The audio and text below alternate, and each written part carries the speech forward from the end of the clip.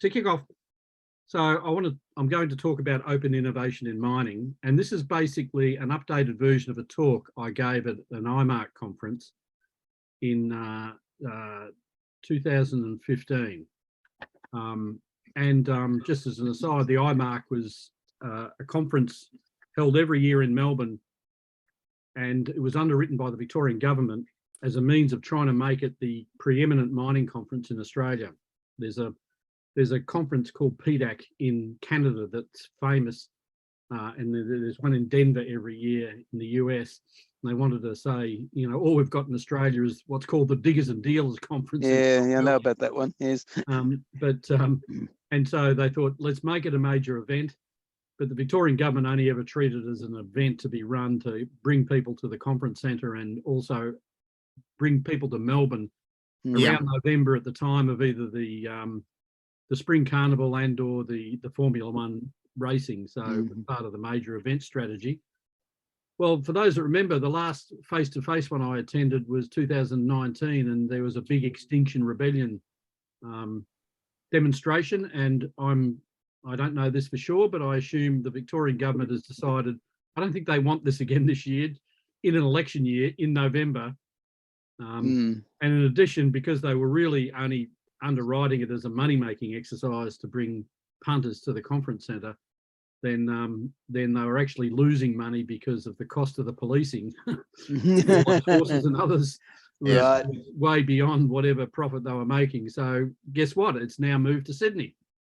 And yet another weird place to have a mining conference. I mean, what would they mine? Coal in New South Wales and coal in Victoria. There's not much else, is there? Well, there is an underground in Sydney. Well, you know why the ASX is based in Melbourne, Peter? Right. No. Because Melbourne was the commerce centre of Australia during the gold boom. Yeah, I knew that. And so the first companies that were being created, like Broken Hill Proprietary Company, were all listed out of Melbourne, off the ASX, and so Melbourne became the centre of mining for Australia, and that's why so many head offices were and still are actually based out of Melbourne. So there's a heritage aspect of that. Okay. Anyhow, so I was going to give this talk, an updated version of this talk, last year, but the conference got delayed because of COVID, the latest round of COVID last year. They decided to postpone it till 2022, early 2022, and then they cancelled it and then gave it off to Sydney to run it this year. I don't think it'll be that successful in Sydney for the very reason you're saying, Peter, neither Melbourne or, at least Melbourne does still have some head offices like BHP's head office. In fact, you'll notice that BHP is what's the word for it? They're closing their UK, you know, the BHP PLC. Yeah, the dual listing, that's it. The dual listing. So Melbourne is going to be the only head office for BHP ongoing. Rio still has a head office in Melbourne and in London because they're still dual listed. But anyhow, so I was going to give this talk last year and was going to update it, but I'm not going to bother going to Sydney. I wasn't going to. I just don't think it's going to be that successful, and looking at the program doesn't look that impressive. Anyhow, so open innovation in mining. I want to give lessons from past experiments in open innovation, look at some of the challenges in what you'd say is crossing the chasm from a pilot project to commercial success, and opportunities from new emerging models for open innovation, and to give you some of the examples of those open innovation. So let's move on. So going to give an introduction, drivers for change, talk about what open innovation is all about, and then just go through these examples basically. And what's with the young photo? Yeah, I need to update that, don't I? Just so I'm an old, it hasn't growing around the edges. Yeah, that's actually from a CSC photo time. Anyhow, the Colin from a better day. yeah, and taken by a professional photographer. All the ones taken since have been selfies that look pretty ordinary. Anyhow, so the objective of the talk is to demonstrate how open innovation in mining has moved from a crawl to a sprint that really kicked off in 2015, the very year I was presenting this. It was, part of it was, well, why has it been so slow? Why is the mining industry so slow in this whole move to open innovation? And then it just really took off. Not quite sure why, but it was really just an example of a couple of people had a go at it and really got some interest happening. I was really presenting this as a dual presentation from Indigo Partners and for the Piercy Foundation. We've talked about the Piercy Foundation before, but I thought I'd go through that again, particularly after Ian's excellent history lesson on the history of computing to revise that. So we had CIRAC that was really called CIRAC Mark, CSIR, I can't remember, Mark 1 it was originally called. It got renamed to CIRAC when CSIRO was created as an organisation. It had a different name before. Anyhow, to cut a long story short, it got working in November 1949, which makes it the 4th stored program computer in the world, where basically, and it's the only intact version of that first generation stored program computer that's still in existence. All the others got scrapped, partly because almost every one of those other ones went on to a version 2 and they, scrapped their version 1 as obsolete. Whereas we'd done such a good job in making version 1, they just kept the same thing going. And as we've discussed before, some of you that have, like Peter, anyhow, so that'll come up. But just to describe CIRAC a bit more, it actually had a paper tape input and output, a whole 2,000 bytes of memory. The programs were stored on this 5-track paper tape system, and with machines to punch the tape and read the tape. And these particular tapes I'm showing there actually are ones that are actually output of a calculation by John Spencer of CSIRO in the early 1960s for solar positioning and measurement and estimation of solar radiation on building surfaces. And it led to a publication of tables for all Australian capital cities. And it's still used today for solar panel calculations. Wow. So it was used for more than radio astronomy and other, or not radar uses, what it was, what Piercy's area of expertise was, but it got used for all sorts of things. It was. I'm quite interested That's in the amazing. paper tape down the bottom, Cole. Freedom Business Systems. Do you know that was one of the first companies I applied to actually get into computing? And it was probably only 3 years. I didn't get the job. It was only 3 years after that they went out of business. So that was a good thing. But they were very big on this paper tape stuff. Right. I mean, they were sort of a bit up from accounting machines. I guess that was about what they were. If you think of how many early programs that are stored on other medium that has long since degraded, it's interesting that those programs, they still actually work, that were stored on paper tape, of course, because they're just holes in tape and paper will last pretty much forever. And they have actually built emulators. You can actually run the CIRAC programs in a PC emulation mode. Okay. Sorry? Yep, good, mate. It's fine. Continue. Yeah. It was also the first portable computer because it moved in 1955. It moved from Sydney to Melbourne, and there's the stopover in Benalla. And then it moved again from Caulfield to Carlton in 1992. So as Peter, did you ever see it in the Caulfield Museum, Peter? Yes. Yeah, so Trevor Piercy set up a museum in Caulfield Institute, and that's why when Melbourne University had finished with it in 1992, sorry, I can't remember. Melbourne University, I think, finished with it in about 1960. So from 1955 to 1960, it was used by Melbourne University. And the interesting part of that is that it was the first computer in Australia that was made available to undergraduate students. You know, by the time 1960 came along, or 55 came along, there were other computers in Australian research institutions for research purposes. But this was the first one that said, well, you know, we'll have CIRAC and we'll start teaching students. So it was really the birth of computer science as a discipline in Australia was because of CIRAC. Anyhow, getting back to the mining part. Just a minute, sorry. Lucky it didn't rain when they transported their computer. Oh, look at all the tarp. They had plenty of tarp. Don't worry about that. Were they waterproof? Well, of course.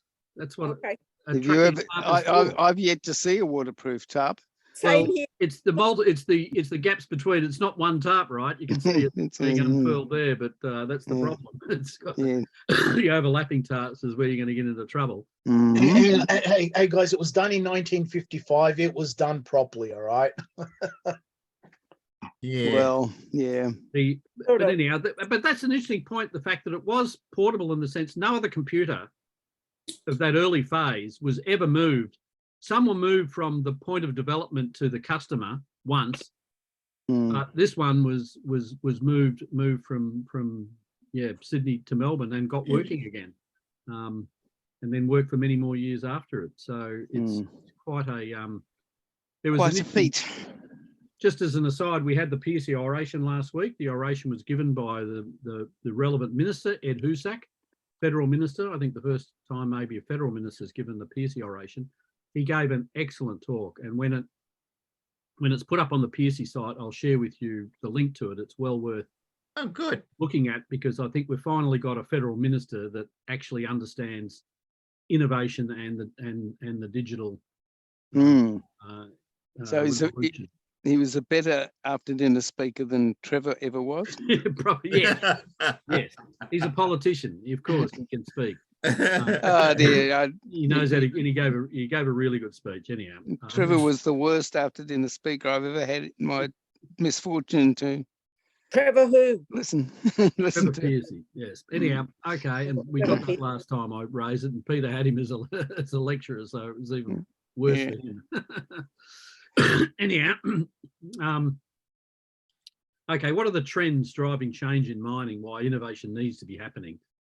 We've got these value drivers and business challenges are both combining to create a need. And I'll go into a bit more detail, but just to pick out a couple of those drivers, well, you've got the main driver really is just the commodity price and the boom and bust we've gone, and that's an up-to-date version. And by the way, Peter, your view of we could be into a dangerous time, I don't like the look of this recent drop we've had. Actually, in the last month, I started looking at multiple commodities to see indeed it was across multiple commodities, except for gold and of course oil and gas is holding up because of the Ukraine situation. But and gold always holds up in times of crisis. So, but other metals, whether it be iron, all these metals in this index, copper, aluminium, iron ore, tin, nickel, zinc, lead and uranium, this is a combined measure, which gives you a sort of a smooth version of what the boom and bust really is of each commodity. So you can see here's the 90s, living through the 90s, we had this boom and bust cycle that we called, but because we're only looking at that view of the world, we thought that was a big roller coaster ride in the 90s and all going south. Then the China boom came, and up to the GFC was like bursting the bubble, and it dropped and then came back very strongly. Of course, the mining industry came back stronger than any other industry after the GFC. And then, around 2013 or so, it went down into another long downturn and a lot of cost cutting before returning in around 2016. It started to come back, and it's been back stronger. So this recent peak is higher than any previous peak. So we're back into a mining boom, if not, maybe it's going to crash. Like I think it's going to be one of these things, actually. If it does crash further, it'll be a big speed bump. Yeah. But anyhow, it's the big driver in the industry. Do you think it will, Colin? Do you think it'll be another crash similar to what happened in as part of the GFC?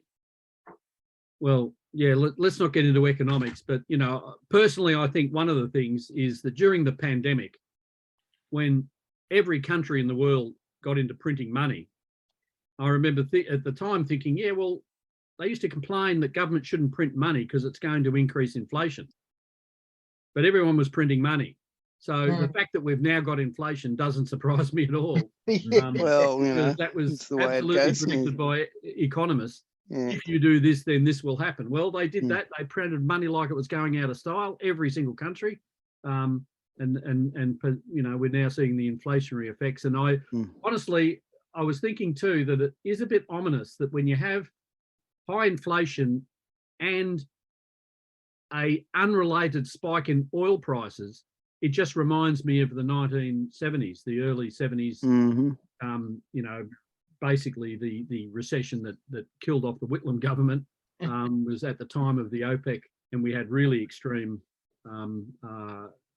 inflation and interest rates at that time, but we also had the OPEC oil price rise. So yeah, that sort of worries me, that coincidence. But anyhow, nevertheless, on a long-term basis, from a mining perspective, that trend, going back to that trend, I think we are going to, you know, there's no reason that those metals are going to go down. You know, the demand is increasing on them all. Yep. It's not because of oversupply in this particular. That's what tends to happen for a while. You get a bit of. I think that's what happened here during these booms.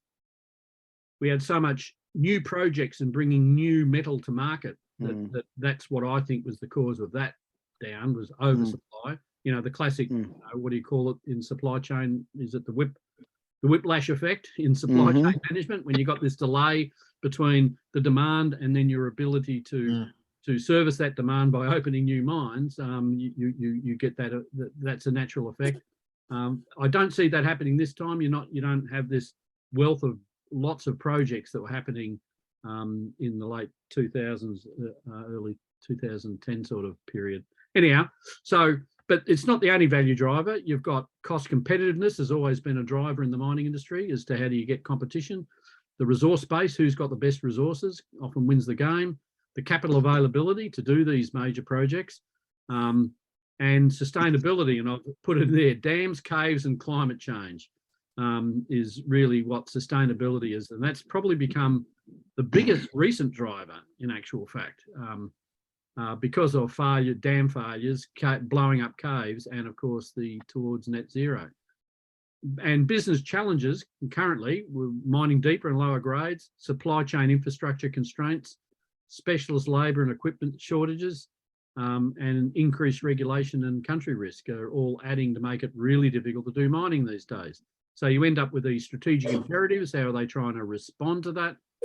And they're trying to develop and produce better and faster, reduce operating costs, increase the viability of future projects, finding new ore bodies, reserves projects, reducing capital costs, and reduce health and safety risks. Well, interestingly, that little dark green bar is basically from this particular survey that showed how important they were, asking CEOs and other leaders in the industry what they thought were the main drivers, the imperatives for the industry. And that's how they voted with them then. I would say these days, if you, and these guys have been running this state of play thing, but they haven't been asking, unfortunately, they didn't ask the same set of questions over and over again so we can see the trend. They keep changing the bloody thing. But anyhow, if you were to ask the same questions, I reckon that would be completely inverted. You know, this would be number one, number two, you know, it just goes to show you how the change in the market. So going back to that point, you know, that view is from that period when it was in a decline. So of course, cost cutting, they still wanted to produce better and faster, but they had reduced operating costs is right up there. Now, they're not so worried about that. They're very worried about the availability of capital and these risks around it. And we're not finding the new ore bodies we need. And then that really implies, you know, those imperatives to me implied we need step change. We can't just have incremental innovation. We've got to somehow get the step change either with new business models and or next generation technologies, preferably both. And so meanwhile, back at the rest of the economy, you've got digital technologies as a disruptive enabler right across the board for so many industries, where you got cloud and the back end, big data and everything goes with that. We got mobility systems of as social networking and AI and all stitched together by improved and advanced communications. These things are disrupting all industries, as we know. And if you want to look at how that plays out in mining, those particular technology disruptions are giving rise to key technology enablers. And again, I've looked at an external source for these, and in 2014 there was a really good article on what were the 10 technologies that will rock the mining world, and again in decreasing order of popularity from this survey of 70 mining industry leaders, and it was a pretty good list at the time. Big data, advanced analytics, top of the list. Connectivity, intelligent integration and communications, sensors and mobile devices, Internet of Things, robotics and equipment automation, integrated planning optimization, digital mine, visualization, simulation. Again, if I was to look at that now and say, if that survey was run again, I reckon it'd be inverted. I think this would be on the top of the list, followed by that, followed by that. Either way, I think all of those items are important. And if you now combine, what happens with innovation is when you get these business imperatives and at the same time these key technology enablers, so you get the push and the pull working together, is where you get these real opportunities for innovation.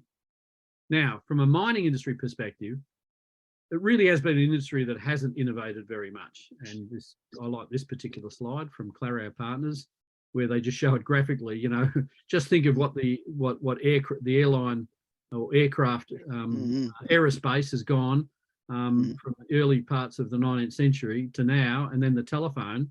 Just as an aside on the telephone,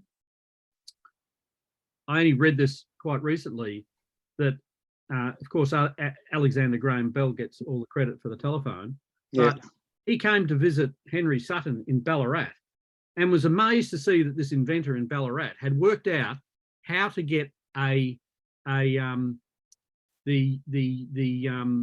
microphone and the earpiece in one unit. Remember those early telephones where you'd have a box on the wall and this thing on a wire to put to your ear? On a candlestick, That was what the first Alexander Graham Bell telephones were like. And he comes to get Ballarat and said, holy shit, you've worked out how to get this working together, because there was some trick to it that escapes me. And of course, he ferreted that away and went and stole it and improved on that. So meanwhile, we did nothing about telephony in Australia. And then you look at the motor car, what car manufacturing and the cars themselves, how much they've changed, particularly as we go into electric cars and autonomous cars. Meanwhile, mining, you look at mining in the early 1900s, that what it looked like, what it looked like. Big shovel, putting things into a big truck with drill and blast. The business process has changed very little. Now, when I gave this talk, a version of this talk, actually at a conference in Germany in 2018, and I pulled this slide right up front to show them, to actually say, here's a case study of the mining industry doing something really interesting. And this was a talk I had given literally 10 years earlier. So I'm giving this talk in 2018. I said, here's a slide from a talk I saw in 2008. And I thought the German coal industry was well ahead of almost anybody else, where they were not only doing the teleoperation type automation, but they had PCs and handhelds with underground Wi-Fi working. They had a remote op center. They were doing Wi-Fi enabled barcode scanning of parts and materials going underground. They were doing a video camera trial and looking at doing augmented reality in 2008. Wow. Unfortunately, and it was partly driven by the fact that the German underground coal industry, of course, you may recall that the Ruhr Valley is what really drove the German economy, particularly through the war, to the level that they even cracked the problem of creating oil from coal. But they had these great coal mines in the Ruhr Valley. And in 2018, they only had one of them still operating, and it was due for closure, and it did close in 2018. And so it was the pressure of trying to make these operations safer and more economic, because running a coal mine in a nation like Germany with the labour costs, etc., and their niche sort of, they're not the bigger, you know, in Australia we've actually got better coal deposits and bigger mines. So for them to be competitive, they really just ramped up their technology, and I think a lot of it was just going to be lost because they're closing, you know, they were closing that coal industry. Maybe they could start reopening some of those mines given the Ukrainian situation, but anyhow, so that was really an example of a comparison, an industry that was not really innovating. To me, that says there's no excuse for that. You could innovate. here is, you know, rag coal, absolutely with a key partner. They had a technology, a German technology company, sort of similar to CSC, actually partnering in doing a lot of this stuff, and it was amazing the things that they were doing. So, open innovation, what is it? So Henry Chesbrough coined that term for the use of purposive inflows and outflows of knowledge to accelerate internal innovation and expand markets for external use of innovation. So he's the guy that really coined the term open innovation, and he's still considered the leading researcher. He's from Berkeley, I think, and they run every couple of years. There's a big conference that his group runs, and I attended it remotely in 2020, I think. It was, yeah, pretty interesting, academic, but it's really, there's a network of people working on this open innovation topic. But I've got this graphic here as an example, and I've taken those that you may remember, Kai Kaya and Laurie Locklee started a company called Optimize to do social networks analysis as a means of where is the knowledge, and this is some diagrams for there. But before you're doing a lot of good network collaboration, you might have this, what your organisation might look like. But then by use of innovation network champions, you can really connect all the silos across the organisation. And so traditional innovation is, the classic pipeline where you capture the idea, you do concept development, you do detail and validation, preparation and launch, and then you expand the market on it, which is roughly the research, development, commercialisation pathway. And typically you might start having academics involved in the ideas end of it. You might bring in your partners at the concept development. Then you might bring in your suppliers to help in more detail. Then you bring in the customers. And then you might let the competitors know what's going on once you've launched it. Is definitely, but the open approach is, well, why don't we bring all that forward into the mix and get everybody doing it much more collaborative right from the get-go. And so if you then go back to that, dumb that process down to really idea generation, maturation of the idea, and then realization is when you are launching and expanding the market. It's another simple model of how this stuff works. We worked on this model when I was in the Natural Resources Centre of Excellence at CSC. We worked up this as a formal process. We call the 4-quarter process. Being Melbourne-based group, then of course there has to be 4 quarters in any good footy match, and this is the way you did so you'd have some idea funnel to bring in ideas that you would qualify, and then you'd run through this process of putting the perspective out to market as quickly as possible into a point of view that you would literally start publishing stuff in the market, and then you'd look at incubating those insights. And then turning them, if they turn into something good, then you're into the service definition commercialization process. So it's a different approach. There's another companies, that Claro Partners, they had a view of how they think the pipeline works and inspiration, ideation, so that they make maximum use of this ideation that I'll talk about more. It's how you do this ideation, and then the investigation and adoption process. So open innovation, there are sort of different approaches. You can actually talk about different models of collaboration, because that's what it really amounts to, is how you're collaborating. And in a mining context, you really got miners and then providers. From a technology perspective, you're either a miner that's using the tech, or you're a provider providing it, even if that provider is an R&D group within the mining company. But anyhow, typically into the most simple form of collaboration is you're doing it yourself, or you're doing it with simple one-on-one linkages with specific research providers. And you'd all know that typically BHP and other companies would often work with universities, but one university for one project, sometimes 2 universities for one project, but very seldom. It was almost it was Jeremy Davies trying to call me from the UK. His ears must be bleeding when I'm talking about the Natural Resources Centre of Excellence. the way I screwed it up. I mean, the ears burning, but into the bleeding stage. Anyhow, the next way of looking at it is you can say, well, the collaborative one-to-many, one mining company working with many providers at once, or you might have many mining companies contributing to one research provider. Is simple collaboration, that sort of one-to-many or many-to-one. Then you go to many-to-many, and sort of a group like Amira that does research brokerage. That's where you get the role of a broker to say, okay, how do we get multiple mining companies contributing to a project that could involve multiple researchers? And that's when you really get into the difficult you've got cat herding on both sides, basically.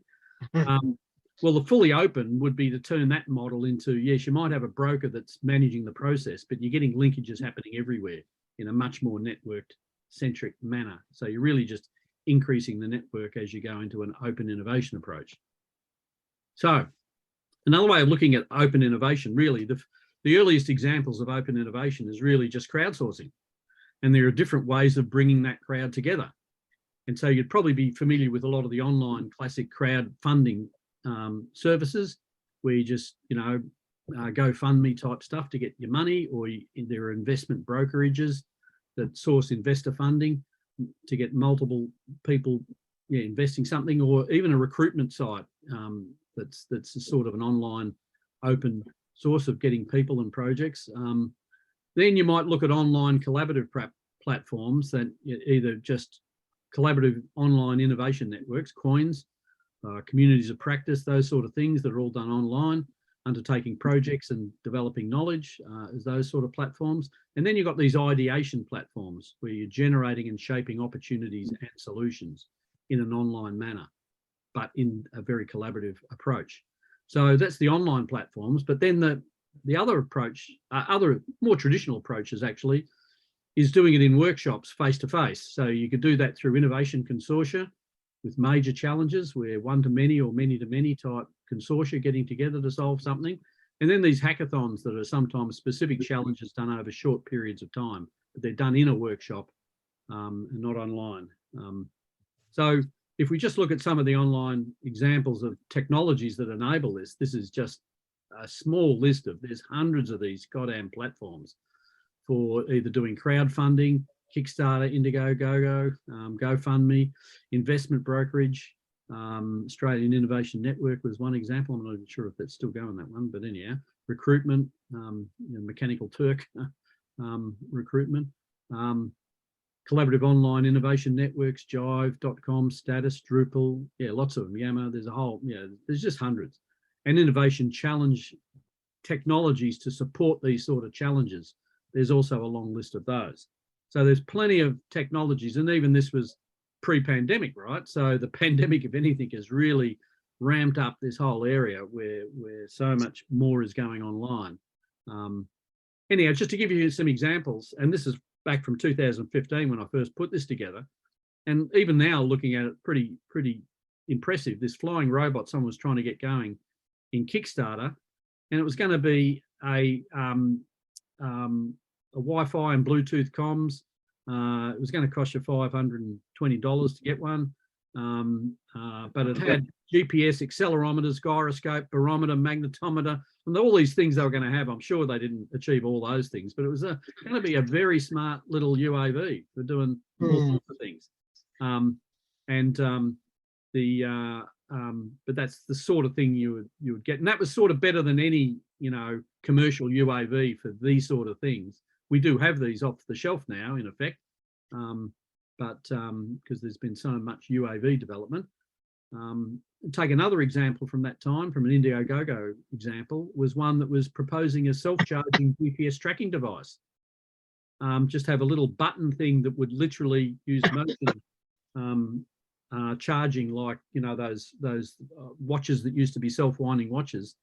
You'd use a mechanism like that to charge the thing, and it was actually going to do cell phone comms and GPS location to track items. And now I quickly looked up before how many pet tracking, you have to look up various sites to see which pet tracking device that you can get. There's lots of them on the market now, but back in 2015 that was a pretty novel, and again,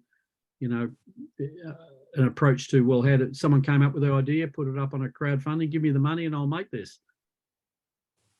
Investment brokering example, there was a good example there of a company that was basically, this is where your classic investment, you're putting it up for investment to say, okay, we want to have 900,000 to develop this. Who's willing to kick in at least 10 grand to get 0.2% equity? And then they bid up and then companies already do it. And it does work. This particular system already had customers already being used by Chevron in their LNG project and a government building audit facility. So they already had, you know, they developed the device. They were just looking for money to take it to market.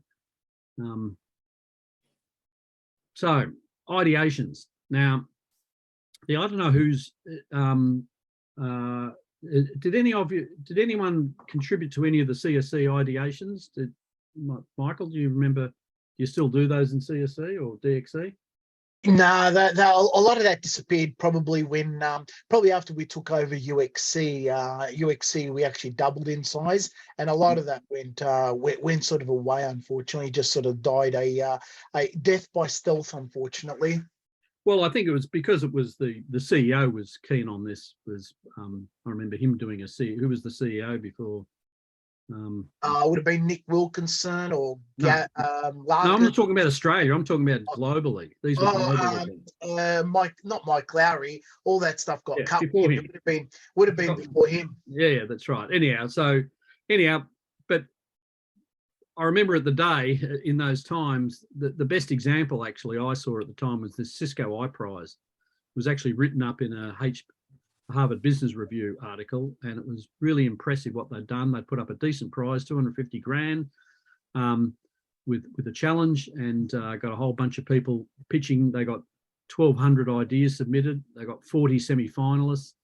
They had 6 full-time Cisco people spending 3 months evaluating the entries and shaping the finalists.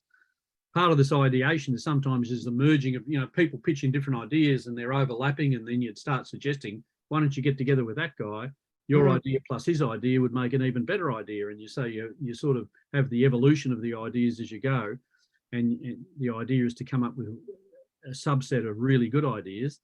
And then you get a final list based on the highest votes, most comments, and a Cisco evaluator ratings.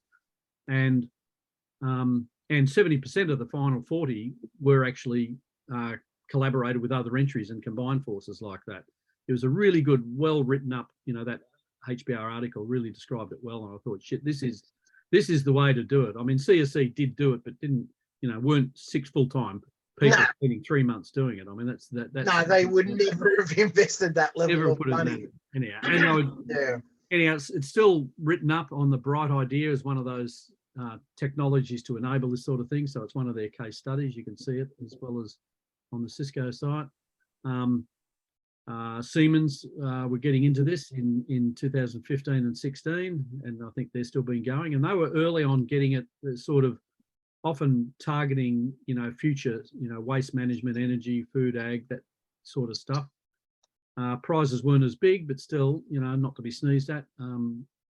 50,000 euro first prize, and just coming up with good ideas. And anyhow, the interesting part of this is that the first time this is now, I was going to start adding stuff about open innovation and the role of open sourcing, because of course the IT industry has really led the crowdsourcing way with the open development of several computing platforms and software and operating systems, and Linux probably being the most famous success story. But it was really this guy who was running this Canadian gold company who went to a talk on crowdsourcing software, and he says, well, shit, why can't we do this for exploration? You know, why don't we put up our, because he had the problem of they were running out of gold. They had they'd been exploring in this area in Canada for years, for decades, and they had a shitload of data. And he thought, well, why don't we just put it to the market, and who can come up with the best idea to drill here, you know? And against the best advice of his explorations, who were horrified with the idea, he said, listen, we've got, you know, we control the exploration acreage. Who cares if competitors see this? And he really pushed it. He had a decent prize, 575 grand US in 2000. That was awarded in 2001. It was run in the year 2000. And it's famous in the crowdsourcing area. It is actually recognised as the first example of crowdsourcing the development of an idea based on something that wasn't software. This was, a real industrial process of finding a new ore body. And anyhow, so they went through it. It was a wonderful success. He got named in Fast Company's magazine debut list of the Fast 50 innovators. He got all sorts of awards for doing this, and it did lead to other Goldcorp challenges in more recent years. But after doing one, and the market perception of Goldcorp in 2005, when gold wasn't looking good in 2005, but Goldcorp in this particular survey looked really good. Well, this is 5 years after he's done this. Why? Well, he's found this was a success. He did indeed find the gold. The first prize, the other interesting part is the first prize was won by an Australian consortium of Fractal Graphics and Taylor Wall and Associates. And the guy running Fractal Graphics, Nick Archibald and Vic Wall, there's two guys, Taylor and Wall. But Vic Wall and just bumped into each other when they were pitching to a client, and they said, "Oh, have you seen this Goldcorp challenge?" And this guy was saying, "Yeah, we were thinking of entering because we've got this technology that'd be really good." He said, "Yeah, well, we were thinking of entering because we really understand gold exploration." So they joined forces. They had the technology and they had the know-how to use it, and they came up with the first prize. And in hindsight, when you talk to the guys, that the 95 grand, because he really spread that money out to make it worthwhile for so many people to enter. But he said, well, it wasn't worth the money to win it, the effort they put into it, but it made them famous. They won this first ever challenge in mining to do something externally. And then Nick Archibald later sold his company to Rungy Mining. So whatever price he got for that probably was his real prize for this. So the odd thing to think about is, so this is the first industry outside software, or the ICT, not just software, but out of ICT, the first industry to do open innovation like this was the mining industry. And then they didn't do it for 15 years. That was like, what the hell happened? It's like, and then back in 2015, I'm giving this talk. Finally, it's starting up again. Integra Gold Rush was trying to repeat what pretty much what Goldcorp were doing with a very similar scenario. They were giving a prize of $1 million, I think, Canadian dollars. I should have specified that, but anyhow, again, a successful project. And at the same time, about that period, there was also this Frank Arnott Award, which is where these bunch of aging geophysicists are really concerned that we're just not training geophysicists like we used to. And the industry needs geophysics more than ever because of the increasing depth of targets. We need to be doing good geophysics. And this guy, Frank Arnott, who was a De Beers and Rio Tinto geophysicist, but he was a pioneer in the idea of really integrating a lot of information together, not just interpreting one data set and another. How do you merge all this and how do you collaborate with geologists? And because he led that, they've made this award in his honour. It was very successful when it was launched. It took them a year to pretty much do it. They gave the awards. Took a while because they wanted to do it at a major conference to actually present the award. It was all done by a volunteer group. That's part of the reason why it took a long time. And then they ran it again, after they'd done it, they reluctantly ran it again because everyone says, you've got to do it again. So, oh, this is a lot of work. So they did it again. And then they managed to sell it to this Canadian group that runs the PDAC conference. Loved, the presentation of these awards at PDAC was so popular. They said, well, we'll run this, give it to us and we'll run it, which they've been running ever since. And so, yeah, I was really impressed with that one. Anyhow, if you want to look at some recent examples, sorry. In the previous slide, what did those red dots mean? Is that like an ore body of something, or? In the gold. I give up. Why do you think? I don't know. I don't know. I mean, I honestly don't know. It could be anything. It's from a geophysics point of view, it does look a bit odd. It's an interesting thing to point out. I can't even remember where I got this picture from, and whether this might have been actually one of the outputs from one of the groups that were interpreting it. So maybe it was their view of where, I wouldn't say it's the gold, but it might be targets. I mean, to me, that looks like some sort of a target map of where the best targets are. Okay, Australia's, I guess that's why we're the country. It's full red. Well, they ran different. They had data sets from all over the world, and I don't know where that one was from, but different types of geological terrains that they want to do, and it was really successful. And their objective is to train the next generation. You know, that's why it was done as a volunteer effort. They're always struggling for money. I noticed PDAC's not offering nearly even as much as even the first one. They're offering, I know, 50 grand or something less. So they're probably been impacted by COVID, so they don't have as much money. Anyhow, so looking at some more recent examples to show it's really taken off. I mean, I could collect how many have been done in the years since. There's been lots. Every year people have been running these challenges now. It's like we weren't doing it. So the mining industry, if you like, could say, was the pioneer in the non-software application of this, and then did nothing for 15 years. And then rediscovered it, literally rediscovered it. Oh, this is a good idea, and then off it goes. And so it's I can't keep up with it now. And two of the more recent ones that are pretty interesting. One is Oz Minerals. Last year they launched these two, and so they've only recently been awarding. Just this year, I think they've been awarding. It takes them a while for these major challenges. So there was this ingenious extraction challenge for better copper recovery that Oz Minerals were doing it, looking at how to extract metals, key metals from copper concentrates, and come up with a better, lower carbon methods of doing this. They had 260 participation, 40 countries, 55 submissions, 10 finalists. And then from that, they selected 6 novel solutions that were actually worth giving a try, and they're funding trials of these 6 finalists. And Osmine, they basically agreed to do it on behalf. BHP was interested in doing that, and they went to Osmine and says, we'd like to do a challenge. We want to make it a multi-company challenge, so we can't run it. Can you run it for us? Osmine is the supplier industry association in Australia. So they took, and in fact, I think an ex-CSE guy is actually running it. Martin Collard is from Perth. In fact, I hired Martin Collard, so I know him quite well. I've been meaning to talk to him about how that's been going.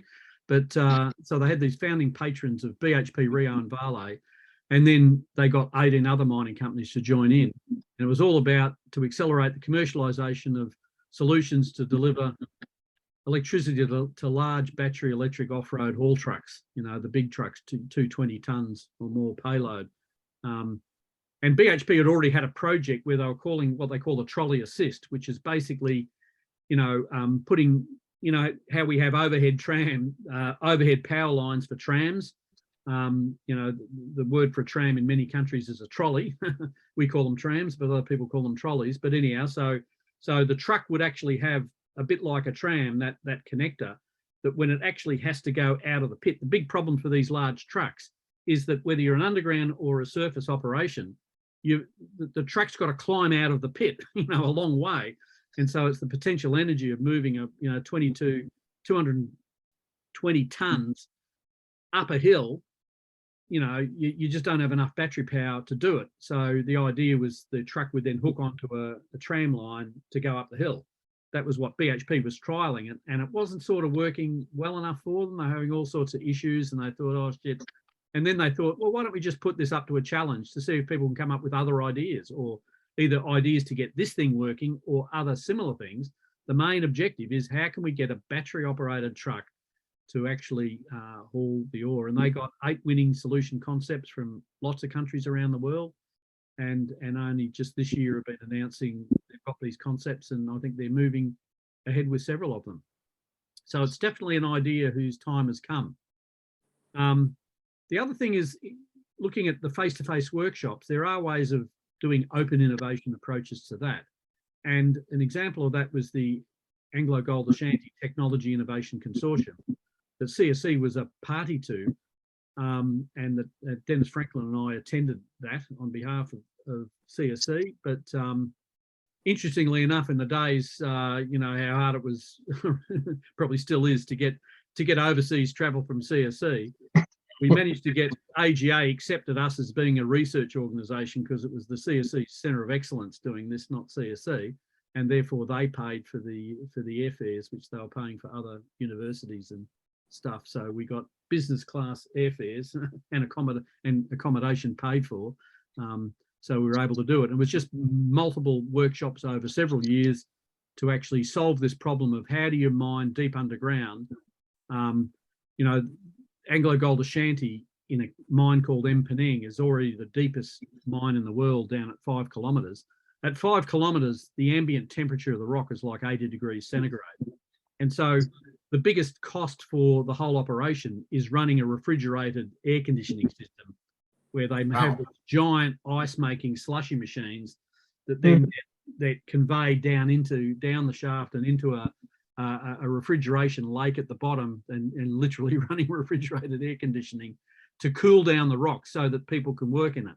Well, as you're getting deeper, that's becoming not viable anymore, and of course lots of other challenges as the deeper you go. So they were trying to come up with, well, how do we solve this? So they were pulling together a consortium involving 30 companies from around the world, and they were sort of picking specialist companies, suppliers. Like GE was there for their electrical capability, ABB was there for their automation, DuPont was there for their chemical experience, 3M for materials, and CSE got a Guernsey for IT, and the only IT player. That was the advantage for us. It was a great thing to be involved in, where you're the only IT player in the game. And the idea was to come up with this whole new mining paradigm and then pilot technologies to come up with it, then run some pilot projects. And they did get it down to that level, came up with an entirely new mining method that they were then going to run a trial. I think the problem has been Anglo-Gold Ashanti has sort of run out of puff as a company. The very reason they were doing this innovation is that they were in a declining production. They had all these deep mines in South Africa that were running out of ore, in effect, except by going deeper. I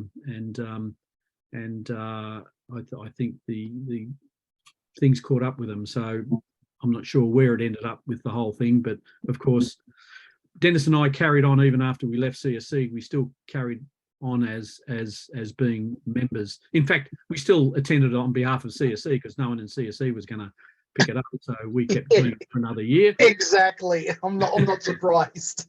That's right. And yeah, not even providing time for someone to go and spend. Even the people in South Africa, there was a guy in South Africa that was joining in when he could, but even for him to be given the time to do it was like getting blood out of a stone. So we carried on with it for a bit longer, and then lost contact with it. But I thought as a process it worked really, really well.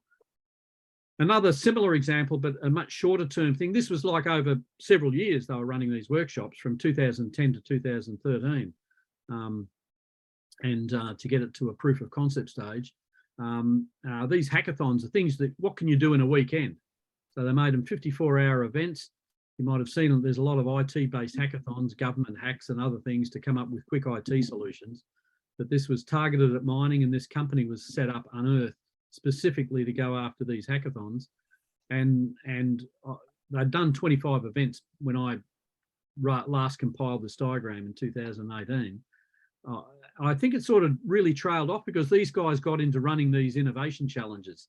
Like one of the ones before, the one that Oz Minerals hires these guys to actually do their online challenge. I think they found those online challenges are a much better money spinner for them than running these hackathons. But anyhow, it's like, what can you do really quickly by having teams come in? And they were just running them every year, and you know, eventually starting in Perth, but eventually spreading all over Australia and all over the world. So it was successful as an approach for a while. And here's an example of the very first one that they ran. Is Rio Tinto put up a challenge. They want to prevent large boulders from blocking crushers. What can you do? And the idea was, can we come up with a way of determining, does a truck have a large boulder in it? And so he's doing the hackathon where they've pouring some sand and probably with a big rock in it into a Tonka truck sitting on a ball, and they put an iPhone or something with the accelerometer to collect data and come up with the way that they would actually solve the problem. And they won the prize that year, and they got a trial engagement with Rio Tinto and maybe one other miner. But the prize was piffling, you know, $4,000. But the recognition was what they were doing it for. I visited these guys, Newton Labs, in 2018 after I presented on this in Germany. On my way back, I came back through Perth and I thought, I'll look up this guy to see how he's gone. And I was a bit disappointed, but not surprised that he was really struggling to get his solution to market. And it's one of those things that's like, I don't know why he would even bother. It's like one of those things that if you're a little niche provider, a little startup, and it's like, well, let's compete against the likes of Caterpillar in coming up with a new idea. I mean, Caterpillar would take one look at that idea and say, okay, go to your R&D people. Can we use our existing accelerometers to do this? Oh yeah, we can. You know, they could sort it out in a weekend if they wanted to. But I can tell you the ability to go and put any device on a Caterpillar truck, you go and good luck with that, right? Yeah. Without Caterpillar saying you put that thing on our truck and you're going to void your warranty. And so I always thought there's something wrong about this point where you're getting all these young people that come up with these bright ideas with the view that you're going to create a great business. I just couldn't see how these things were going to work, you know, ideas just hatched in a weekend and then taken to market in an industry like mining. So I think they have somewhat petered out. I was always a bit suspicious of them. I only attended one of these things and found that most of the ideas that were being presented for the challenges, I can think of, there's already solutions on the market. It's just that neither the judges nor the people on the challenge happen to know what's already on the market. However, isn't that the definition of a systems integrator? Well, yes. Well, and coming from a systems integrator, I knew just how hard that job is, and trying to sell a new idea into a BHP or a Rio is like pulling teeth. Yeah, right? it is. It's just incredibly, incredibly difficult. And in a world that lacks interoperability standards for this sort of thing, and the dominance of vendors like Caterpillar. If you remember a previous talk I gave where I'm showing how Caterpillar is just absolutely dominating. Yeah, I remember that was a good talk. Yeah. And they're just, you know, and they've just come in and they've bought the market. They've got Rio Tinto, latest mine is full of Caterpillar gear. They've got BHP, told BHP, oh, if you want the discount we're giving to Rio Tinto, well, guess what? You've got to cancel that innovation project you've got on OEM independent interoperability and automation. And so BHP cancelled it just to get the discount. And also they wanted the autonomous trucks. You know, Caterpillar is, makes more autonomous trucks, big trucks than any other vendor. The next is Komatsu, but Caterpillar's got twice the market of Komatsu, and Komatsu's got twice the market of the next player. So you sort of got an oligopoly happening there, and it's very hard to bring any solutions in around that. Anyhow, so let's look at can we combine these approaches of both the online and the face-to-face type things? And the best at doing this are the DARPA people. DARPA, Defence, who knows DARPA? Defence Applied Research, I can't remember what it stands for, but it was a group that was formed actually soon after the Second World War to actually improve innovation in defence and how to engage with the supplier marketplace in doing that innovation. Rather than the traditional way of saying, yeah, we need a new fighter jet, you go to Lockheed Martin or someone and say, well, give us this new fighter jet, and it costs a fortune and doesn't do what you really wanted. And it certainly is not the way to get breakthrough. And just to start with the bottom first, the most successful DARPA challenges have been these robotics ones, where they started the grand challenges for autonomous vehicles in 2004, ran them for many, many years, and the more recent one they called the DARPA Robotics Challenge in 2012 to 15. And then this was the latest one in that genre robotics, but they wanted a subterranean version of the robotics challenge. And it was run from where was it, 2018 to 2021, and they had the who's who of what you call field robotics. The who's who of field robotics were involved in it. People coming together as consortiums, usually multiple universities and multiple research groups, suppliers. In this case, there was a CSIRO-led Data 61 with Georgia Tech and this company Emercent, which was also a spin-out from CSIRO, were coming together to do that challenge. And you look at that, there's the team in the cave. This challenge, it's just unbelievable how this challenge went. They literally set up, first you had to pass a tunnel challenge, just map out a tunnel, find lost objects in the tunnel, a tunnel system, not a tunnel system. Then you had to do an urban environment, basically underground car park type environment, to map that out and find lost items. And then they had a cave one. They had to cancel the cave one because of COVID, but then they just rolled it into the finals one. And the final, you had to do all three. They had this incredible location where, I can't remember what the facility was there, but it was a big facility that had been built next to a cave system, and you had to go and map everything. And the CSIRO team that sort of was, you know, it was getting shortlisted because it was doing pretty well in the first ones, but they creamed the final event, and particularly because they were so good at the cave part of it, more so than the others. The others, I mean, the CSIRO one, it's not a bit hard to see there, but down there they've actually got, they've got lots of different ground robots, but one of the big ones actually had this hover map UAV sitting on the ground robot. So the ground robot would go into the cave and then the UAV would take off and map the environment. All of this had to be done autonomously. You know, it's remotely not controlled, but you have oversight, but everything had to be autonomous, and you were autonomously mapping the system, finding these known objects like a hammer here or a helmet there, and reporting it back. And you had this point system and it was literally a draw for the 8 finalists, and the CSIRO one lost on a countback. But if you actually look at what they did a much better job than the winner at actually mapping the tunnel. The winner actually just found it's got lucky in how quickly it found the last object. You know, the last object it found was faster than what the last object that the CSIRO one found. But the CSIRO map, the judges said, well, the CSIRO map was a lot better than theirs, but here are the rules. These are the rules of the rules. Here's how we solve a tie. And so instead of getting $2 million US, they won $1 million US for coming second. But it's the only Australian finalist in any of these DARPA events, right? So these DARPA events, if you think of the world challenge in robotics, to even have an Australian finalist is amazing, and actually to come so close to winning, more amazing again. And it's just amazing. Now, the reason I know a bit about this is this picture here showing the hover map. This is a UAV with a LiDAR on the bottom of it, doing LiDAR mapping. Now, I ran an event in 2014, this mining event we ran. We had a pitch fest where we had 13 researchers and SMEs pitching new ideas into mining. And these guys, it was the first time they'd ever pitched it. The guy who runs the company, when I run into him, he's very thankful. He said, yeah, you guys were the first, you Piercy guys, that was the first time he ever had to do a 3-minute elevator pitch, you know.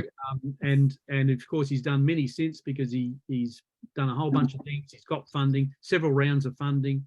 The whole thing's taken to market, and now they were part of this DARPA challenge. I'm sure they're doing really well.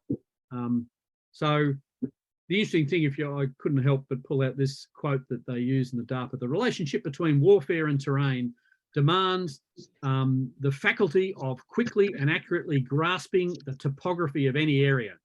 And Clausewitz, the Prussian, famous Prussian strategist, wrote a book on war. Unfortunately died in 1831. His wife posthumously published the book he'd been working on, and it's a famous book in war strategy circles. And in fact, he had a plan. For those that know, he had a plan on how the Germans could win a war in Europe. and they kept saying World War I was trying to follow his plan, but it wasn't. Hitler really followed his plan a lot better than they did in the First World War. But anyhow, but you can see why the defence industry is interested in this thing. They want to map tunnels to chase terrorists and others, but in the process, they're really providing a real push into the whole marketplace around robotics, field robotics. And so the interesting, just from an Australia perspective, one of the things I noticed Anthony Albanese announced in the lead up to the election, when someone was asking him about the whole AUKUS stuff, he actually made a point that one of the Labor policies is to change the way Australia does its defence innovation and do it much more along the lines of DARPA than what we've been doing. And that's about the only detail I know of it. But you know, it's like, yeah, well, absolutely. So to me, DARPA really is the essence of, that is the proper way of doing it. I mean, that same competition, they ran in parallel. You could join and do the mapping in a virtual environment. So they literally had artificial tunnels and car parks and caves in a model, and you could run your software. I don't know how they did that. They must have had little robots that you could run, and anyhow, so that they had an online software challenge, but they also had I think $1.5 million in prizes. So I think the total prize pool was about 5 million. And so a lot of people were entering the virtual only one to try and win it. And then another group were doing the actual challenge, physical challenge, where you got to put the robots on the ground and do the mapping. Yeah, it was just amazing. Just to see the who's who of the world's academic research organisations that go after this. That's the thing that DARPA's got, because it's got so famous, that it almost doesn't matter what money they provide. People just want to win it for the fame in your marketplace. Yeah, it's a big deal. Yeah, it's a big deal. And so I'm going to follow these hovermap guys to say, if they really, you know, there's quite a few other people trying to do what they do with LiDARs on the UAV and other ways of 3D mapping from a UAV. But I reckon these guys are going to get a real push in the marketplace simply because they know with the UAV in this challenge. Isn't this what the geologists and the archaeologists have been doing for years with LiDAR 3D mapping? Yeah. The thing about LiDAR mapping, if you think about for archaeology, is that, you know, if you're flying over a canopy and you're getting all these LiDAR reflections, of course, some of those reflections are hitting off the ground. Yeah. And so you can actually map. So unlike aerial photography, you can strip away all the reflections that are coming off the foliage. And so you get the items, and you actually do get a map of what the ground does look like below the foliage. And I think that's been, if some of the work that's been done in the Amazon, all these civilizations, they've realized that we're growing up in the Amazon, unbeknownst to us, is now finding them through this LiDAR mapping. Well, that's not the only one. It's actually going into a building and mapping the, you know, say the pyramids, for example. Yeah. Well, most of that, people have been doing it with lots of cheaper systems, but it's always been remotely operated LiDARs, you know, a pilot piloting it through. To do it as a fully autonomous system. And these systems, another matter, that's true. The other thing too is that all these systems are talking to each other. It had to be fully autonomous. It was building a map and the different robots sharing the map amongst themselves. Yeah, well, that's what they're seeing. That's new as well, yes. Yeah. So it's definitely a grand challenge. And we will see the fruits of it. Anyhow, so what's next? It's really how to build collaborative networks across industries and across all types of organisations involved in the research. And we're trying to get this Piercy Institute going on this pizza model where you're bringing basically people from, and I really need to update it from a quadro stagione to, it needs to be a 5-sector one, because a lot of people are saying, well, you've got to have the society, you know, you've got a lot of citizen science and other things that come into it with the general public. So you need another one in there. But you've got all these different groups that are doing research, and a lot of people that show this have it a 4 model with society being it. But I like to split business into business and technology, because most of the innovation in the ICT space is between a person that's got the problem, an industry that's got the problem, a customer that's got the problem, and a supplier that can supply the solution. So most of it's happening, you know, without government or research organisation involved. So it's been one of my mantras is, well, how do you get all of these groups working in an optimum collaborative fashion? Yeah. And one of the things is, what's the best target? Because the difficulties I was having with interoperability was making me frustrated over the miners are just not willing to collaborate on almost anything. And so I was seeing in 2015, I thought, well, we really got to go after areas that satisfy these three things.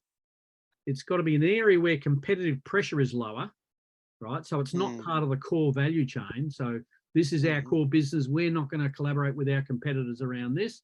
So you'd take peripheral areas like the innovation process itself, the maintenance activity or sustainability activities are things that fit.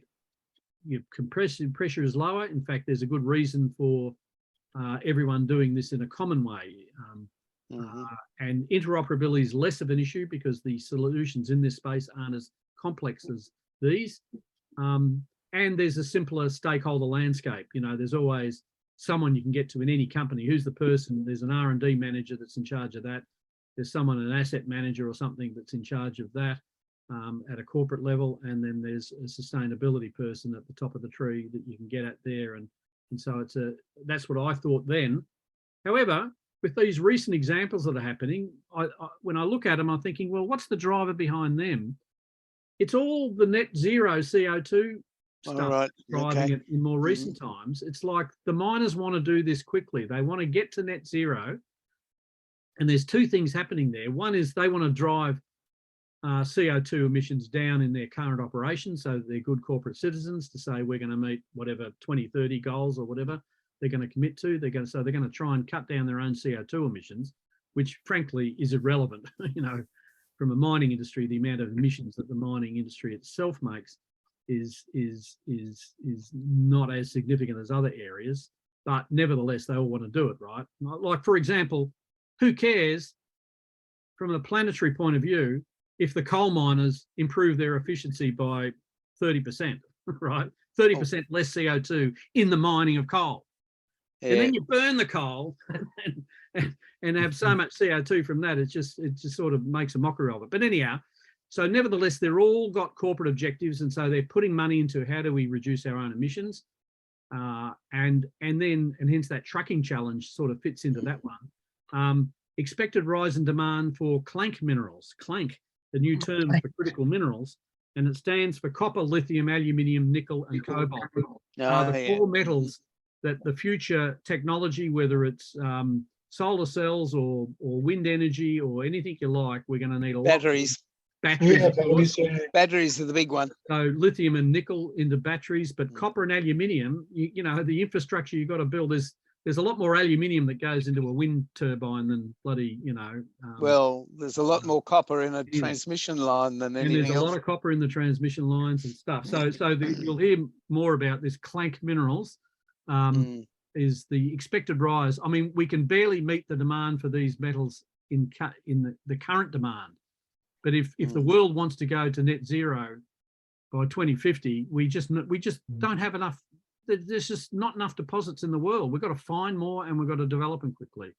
And the miners are seeing that as an opportunity, and they want to speed up everything as well as do it in a low CO2 method. And by the way, the governments and community stakeholders are demanding commitment from mining companies that they're serious about this, and so they'll do it just, you know, they'll do R&D for that reason alone, even if they don't, you know.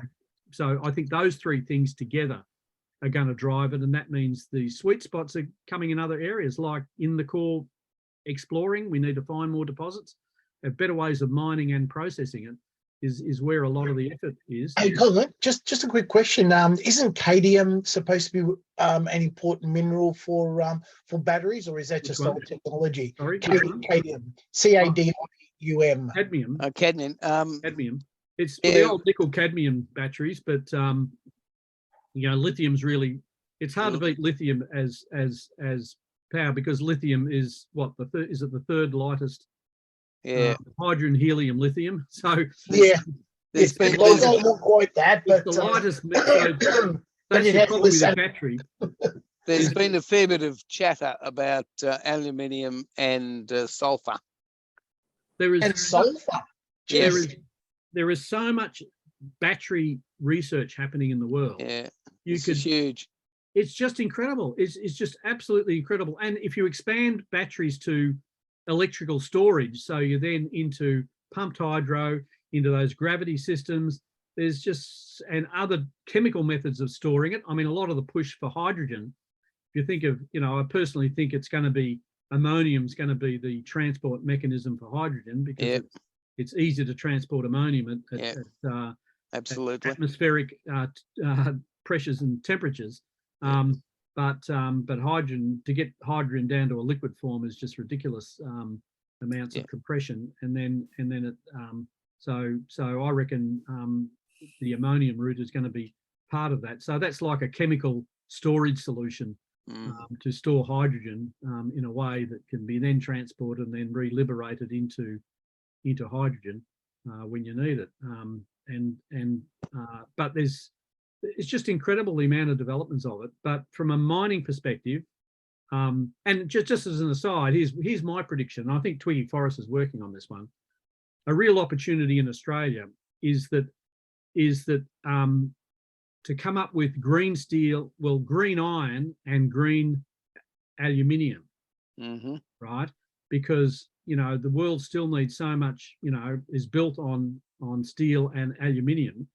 And both of them are incredibly energy intensive processes to create those, to smelt those. They are, So can you go with a much more renewable approach? And so if you were, for example, to build, you know, those that remember the HBI project or the Budari Iron project in the Pilbara, where BHP were trying to create iron ingots, and the idea is that would feed electric arc furnaces with iron ingots.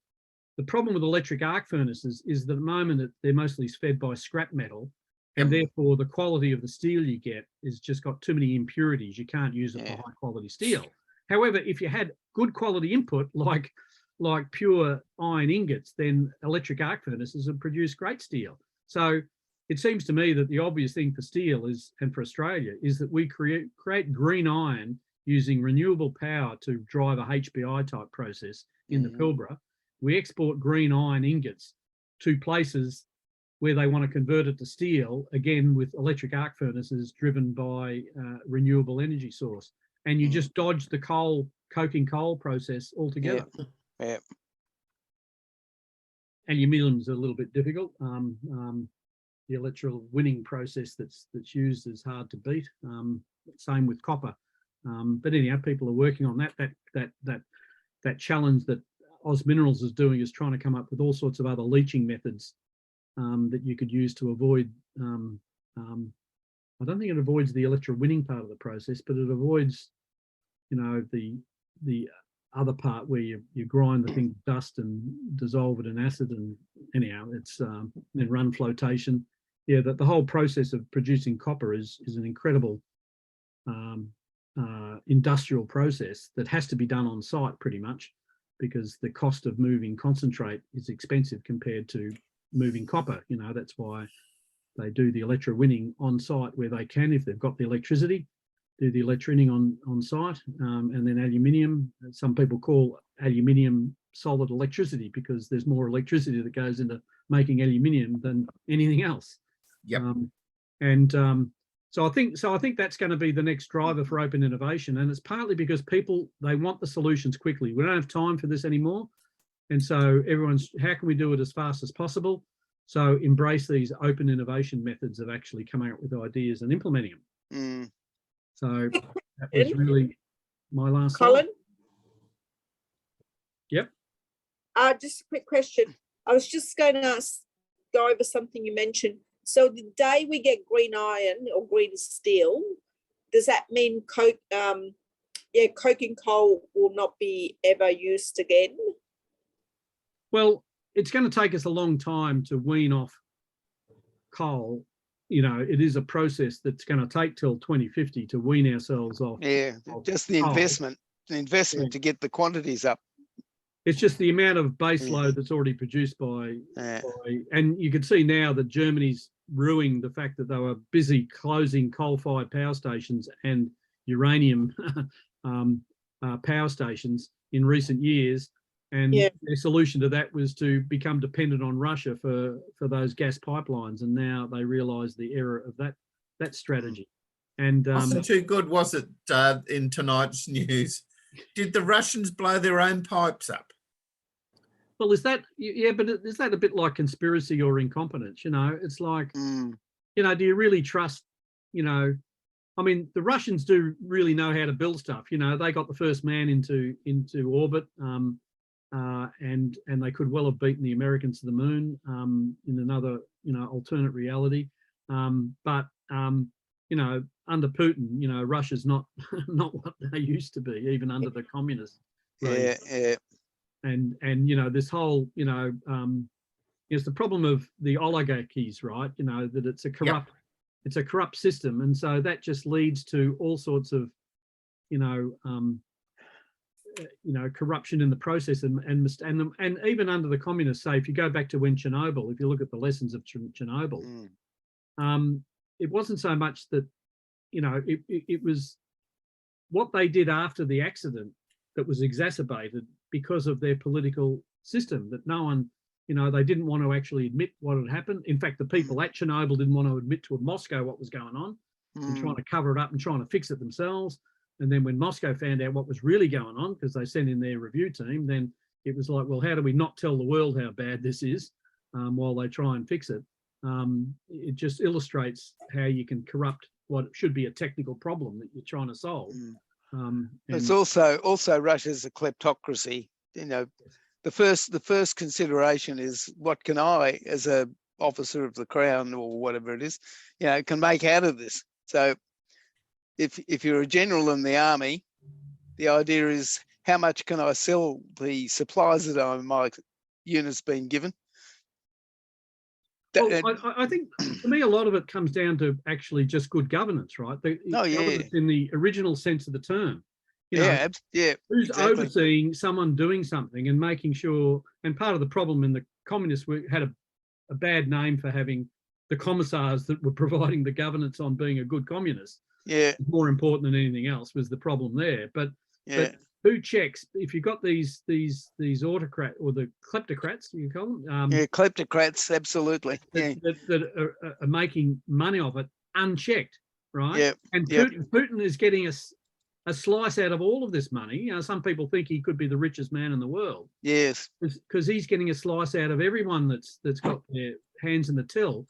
So where's the incentive for him to put good governance to make sure they're not, you know? Well, he hasn't, because if he loses power, then he's going to go to jail. Well, no, it's worse than that. He knows, and he knows that.